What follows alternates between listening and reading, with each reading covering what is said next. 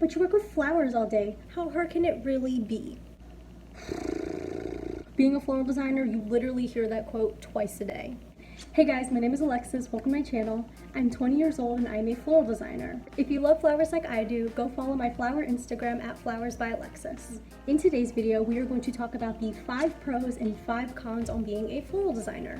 You know, a lot of people think that being a florist is all just fun and daisies, but in reality, it's not. You know, it's hard work, dedication. So without further ado, let's just get right into it. Pro number 1, florists are always going to be needed. Flowers develop with the trends and the styles at that time period, but the flowers themselves, they never really go out of style. You know, people are going to continue to get married, have different various events. As a florist, it's always going to be a needed job, which is kind of nice and comforting knowing that my job isn't going to go somewhere in the next 10 years. Pro number 2, being a florist is a great creative outlet for me. I love doing artsy jobs. I get to design cool things every day. I've always had a very artistic eye. I even went to a technical high school where I did graphic design for 4 years. Did a whole bunch of various jobs and stuff for people, and it was cool and all, but I didn't like the fact that I was just stuck at my computer all day, that I was just sitting there staring at a screen. So that actually brings me to my next point. Pro number 3, as a floral designer, you get to travel and go to a lot of really cool places. I actually worked for a 5-star wedding company here in Philadelphia. While I was working there, I got to travel all over PA. I got to meet a lot of really cool people who are also in the business/wedding industry. What's that word people use? Networking. I did a whole lot of networking as a florist.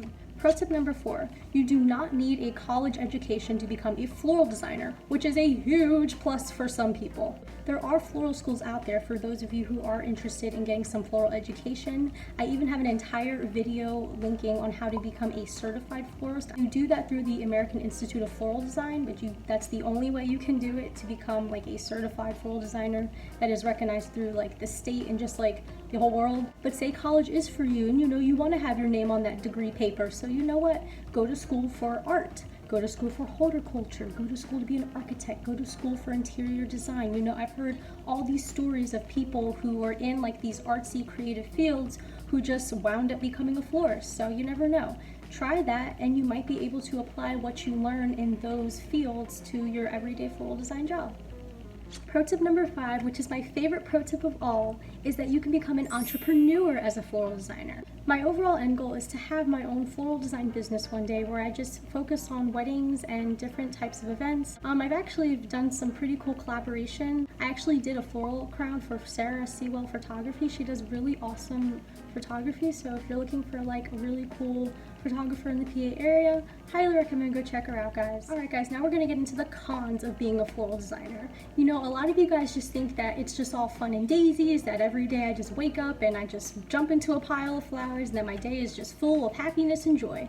But I'm here to say that it is not like that at all. Being a floral designer is actually a lot of hard work, and it's a lot of behind the scenes stuff that you guys wouldn't even realize. So we're about to get into the 5 cons on being a floral designer. Con number 1, if you are not a morning person, being a florist is not for you. As a florist, you want to get to the flower market first thing in the morning. You know, you want to have the best flowers to pick from. My flower market doesn't open until 7, but I still have to wake up at 6 to get ready, and I don't have a car, so I actually have to Uber there. Sometimes I take the bus there. It's definitely not your ideal situation. So you're gonna have to wake up a little early being a floral designer if you want to get the best product. Con number 2, as a floral designer, you're going to be working most weekends. If you end up doing a lot of weddings and events, most weddings and events take place on Friday, Saturday, and Sunday, which means you will be working Friday, Saturday, and Sunday.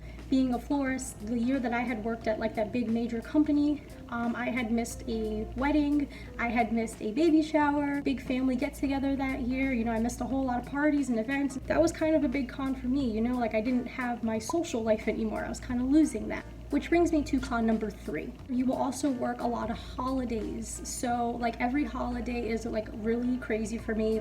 Valentine's Day is wild, Mother's Day is wild, Christmas is wild. You know, you're making centerpieces for Christmas, you're making centerpieces for Thanksgiving, you're making dozen roses for Valentine's Day, you're making a whole bunch of arrangements for Mother's Day. It just gets a little crazy, guys. Depending on what kind of florist you want to be, you might be able to control that. If you're looking to be more of a retail florist, you are looking to pretty much take away your holidays, like that's what you're going to be losing. But if you're looking to be more of like a wedding and events florist, you're kissing your Fridays, your Saturdays, and your Sundays goodbye. So those are just some things to keep in mind. Con number 4, I actually got this from one of my Instagram followers, Mayberry, and she said you get bad knees and bad back at a young age. And this is not the first time I'm hearing of this. I used to work with a woman, we're gonna call her Kathy, and she always used to tell me, you know, you gotta wear supportive sneakers and shoes because she finds that at her age of 72 years old, that she has really bad knee and back problems. So stand on those cushiony mats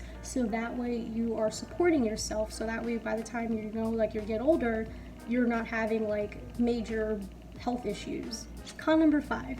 Being a florist, you don't make a lot of money. I have an entire video stating like how much florists make like at different levels, but just as an overview, you know, florists, we make anywhere from like $10 to like $15 an hour. It's not all that much money, you know, that's like, and you like, that's like $32,000 a year. And now there are things you can do to increase that. You know, you can have classes, you can like sell things on the side. So like there are ways to make more than like that set salary amount, but gotta be honest guys, being a florist, you really don't make that much money. For me guys, it's honestly not about the money. Like I have to say, I genuinely like working with flowers. I love what I do. I love being creative each and every day. I love expressing myself through my flower art.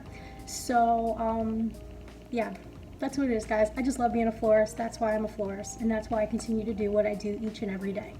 So there you have it guys. 5 pros and 5 cons of being a floral designer. I hope this video helped you guys. Don't forget to like, comment, and subscribe for more. I upload a new video every single Monday. So I'll see you guys next week. Bye!